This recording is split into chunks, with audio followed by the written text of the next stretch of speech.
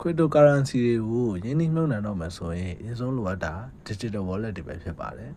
digital wallet ဆိုတာက cryptocurrency တွေကိုလွှဲပြောင်းမှာဖြစ်ဖြစ်သိမ်းဆည်းရမှာဖြစ်ဖြစ်လုပ်နိုင်တဲ့ wallet တွေပဲဖြစ်ပါတယ်ဘဏ်အကောင့်လိုပဲဖြစ်ပေမဲ့ cryptocurrency အတွက်ပဲတည်တဲ့အသုံးပြုတာပါ digital wallet တွေမှာအဓိကအားဖြင့်2မျိုးရှိရယ် hot wallet နဲ့ cold wallet တို့ပဲဖြစ်တယ် hot wallet ဆိုတာအင်တာနက်နဲ့အမြဲထိစပ်ထားတဲ့ wallet ဖြစ်တယ်ဥပမာ mobile wallet ဒါမှမဟုတ် exchange wallet တွေပဲဖြစ်တယ်အသုံးပြုရလည်းပေမဲ့အင်တာနက်နဲ့ထိထားတဲ့အတွက်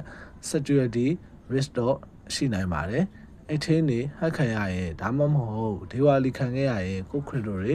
ဆုံးရှုံးနိုင်ပါတယ် cold wallet ဆိုတာကအင်တာနက်မထိထားတဲ့ wallet တွေဖြစ်တယ်ဥပမာ hardware wallet သို့မဟုတ် offline storage တွေပါ cold wallet က security ကိုပိုကောင်းပြီးတော့ long term crypto သိမ်းဖို့အတွက်သင့်တော်ပါတယ်ကျင်းတို့ပြောရရင် hot wallet က daily usage အတွက်ကောင်းပြီးတော့ cold wallet က long term storage အတွက်ပိုပြီးတော့လုံခြုံပြီးတော့ပိုကောင်းပါတယ် cryptocurrency တွေကို investing ပြုလုပ်တော့မယ်ဆိုရင် digital wallet အကြောင်းကိုအရင်နားလည်ထားဖို့အရေးကြီးပါတယ်non crypto with me channel ကို follow လုပ်ထားပြီးတော့ cryptocurrency နဲ့ပတ်သက်တဲ့ knowledge တွေကိုဆက်လက်လေ့လာလို့ရပါတယ်အားလုံးကိုကျေးဇူးတင်ပါတယ်